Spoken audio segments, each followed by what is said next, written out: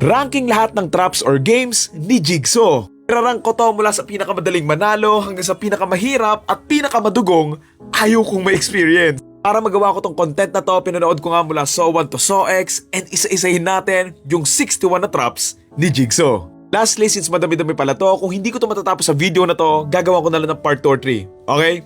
Game! Okay, pang 61, yung final game nga sa SAW X kung saan maglalaban nga yung dalawang tao kung sino nga ba sa kanila yung makakalusot yung ulo nga doon sa butas habang may delikadong gas nga na bumabalot nga doon sa kwarto.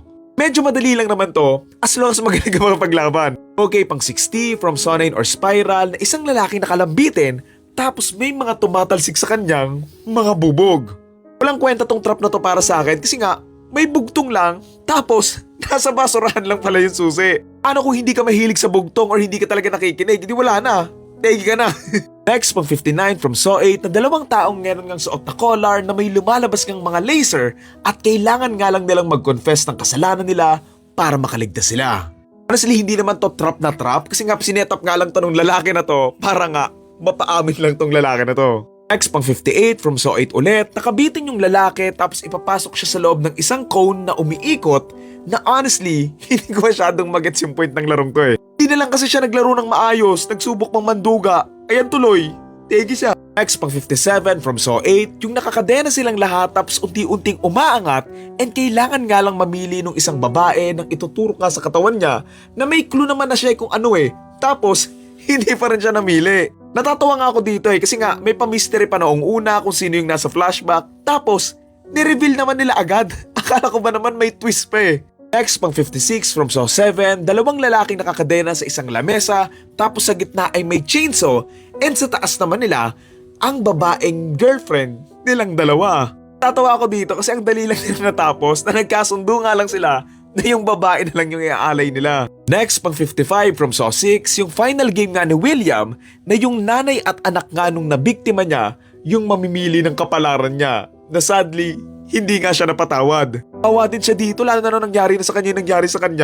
Naging jamba juice yung katawan niya eh. 54 from SAW 6, may dalawang taong nakaapak sa isang maliit na apakan tapos nakasalalay kay William kung sino yung pipiliin niya sa kanilang dalawa. Honestly, medyo ayaw ko to kasi nga parehas naman silang inosente pero sa bagay, nagtatrabaho naman sila sa isang squammy na kumpanya eh. So, okay na rin siguro. Technically, walang game dito kung sino yung makakasurvive. Literal na pipiliin nga lang ni William and to be fair, baka ako din, pipiliin ko din yung matandang babae. Okay, pang 53 from SAW 1, yung game nga ni Zep, na babantayan nga lang niya yung pamilya nga ni Dr. Lawrence and magiging game master lang ba siya, basically. Ang dali lang ng game niya eh, magbabantay lang siya, tapos hindi pa niya nagawa ng maayos, kaya ayun tuloy, nategi din siya ni Adam.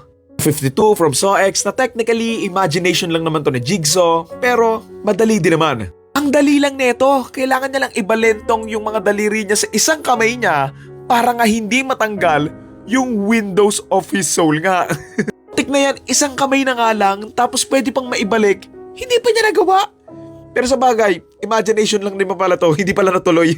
51 from SAW 5, yung final game nga ni Agent Stram na sobrang memorable sa akin ito kasi awang-awa ko sa kanya eh. Technically, hindi rin game yung napuntahan niya eh. Kasi dito, nakulong nga siya sa isang kwarto na unti-unti ngang lumiliit at nagdidikit nga yung mga pader. Pero yung sigaw talaga niya dito, grabe. Inis ako na nategi siya eh. Okay, pang 50 from SAW 4, yung whole game ni Officer Rig na gusto kasi niyang iligtas lahat eh. And kailangan lang niya talagang mag-intay pero ayun, nategi din yung taong gusto talaga niyang iligtas. Pang 49 from SAW 3, yung final game ni Jeff na isa pa to eh. Dumaan pa siya sa mahabang journey tapos sa dulo, hindi rin siya natutong magpatawad. Panalo na sana sila eh. Kawawa tuloy yung babae. Next pang 48 from SAW 4, yung game nga nila Eric and Hoffman na nakatayo nga siya sa isang bloke nga ng yelo na unti-unti ngang natutunaw na makakaapekto nga kay Hoffman na nakakadena doon sa kabilang gilid. Kasi nakasalalay kay Riggs kung mananalo sila eh. And sadly, hindi rin marunong mag-intay si Riggs. Talo din tuloy dito si Eric na awang-awa ko sa kanya kasi sa dulo, hindi man lang sila ulit nagkita ng anak niya. 47 from SAW 7, dalawang taong nakakulong nga sa isang kwartong walang sahig and kailangan ngang tulungan ng isang lalaki yung isang lalaking wala ngang makita at may abot sa kanya yung susi para makatakas siya.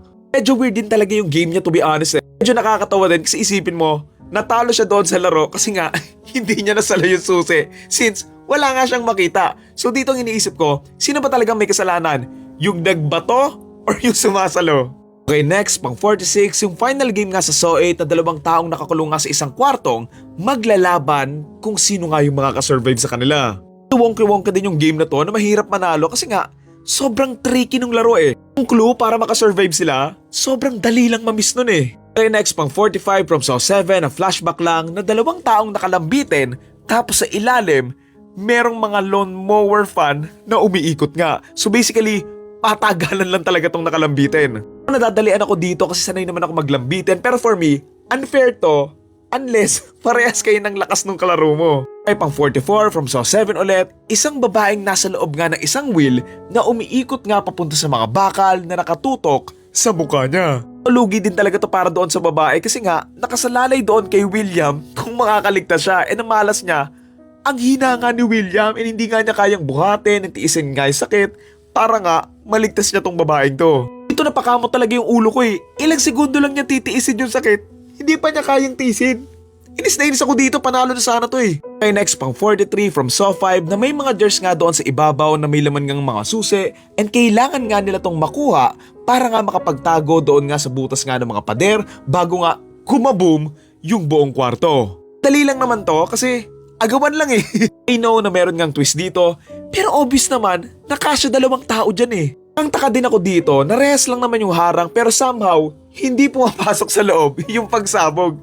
Like what? Pang 42 from SO4 na dalawang teacher na meron ng mga nakatug sa kanila na kailangan nga nilang hatake na for me madali lang to kasi nga hugutin mo lang eh. Hindi nga dito yung lalaki kasi nga sa kanya yung may tama eh. Tapos doon sa babae wala naman masyado. Nagtataka ako dito, parehas naman silang masama eh. Okay, pang 41 from SO-X si Gabriela na nakakadena nga yung isang paa at isang kamay niya at kailangan nga lang niyang anuhin yung mga kamay at paa niya para makaiwas nga siya doon sa mainit na machine. Para sa ibang traps, ang dali lang neto eh. Yung kailangan niyang anuhin, madali lang ibalik eh. Pero gets ko naman na masakit din talaga yun. Okay, pang 40, yung first game nga sa SO5 na 5 taong nakakadena nga sa isang kwarto na kailangan nga nilang malapitan yung mga susi dun sa harapan para nga matanggal yung lock bago nga sila hindi na makakagamit ng shampoo. Sobrang obvious naman na may enough time sila para magsalit-salit eh. Pero ayun, nagpanic sila. Ayun tuloy, isa sa kanila nawala. Okay, pang 39 from SO6, yung first game nga with the janitor and the boss. Basically kung sino yung mas matagal na makakapagpigil nga ng hininga, siya yung makakaligtas doon sa mga bakal na nakabalot nga doon sa katawan nila. For me, madali lang to, pero yari dito yung mga mahilig manigarilyo, tsaka yung mga matatanda na. Siguro kung mahilig kang sumisid or lumangoy, may chance kang mabuhay dito eh. Pang 38 from SO5, yung first game nga ni Agent Stram, na more on pang tegita lang talaga sa kanya, na may box nga siya sa ulo, na unti-unti ngang napupuno ng tubig. Mahirap to, pero kung alam mo yung ginawa ni Agent Stram doon sa ballpen niya, then paniguradong makakaligtas ka rin dito. Okay, pang 37 from SO5 din, may bathtub na may lamang tubig at kailangan nga nilang matawid yung mga kuryente dito para nga bumukas yung pinto. Yun nga lang, kailangan nga nila itong i-connecta gamit nga yung katawan nga ng tao kasi nga bitin nga. And alam mo, kung hindi lang talaga sila nagpanik at nag-isip sila ng maayos sa bawat game, madali na lang to kasi 5 naman silang maghahati-hati ng kuryente. Okay, pang 36 from SO6, yung abogado nga ni William na si Debbie na i-guide nga niya sa isang maze na technically si William lang sana yung mahihirapan dito pero syempre kapag hindi na nga niya kaya, si Debbie nga yung magsasuffer. Understandable na nagpanik siya kasi kulang na rin talaga yung oras niya eh.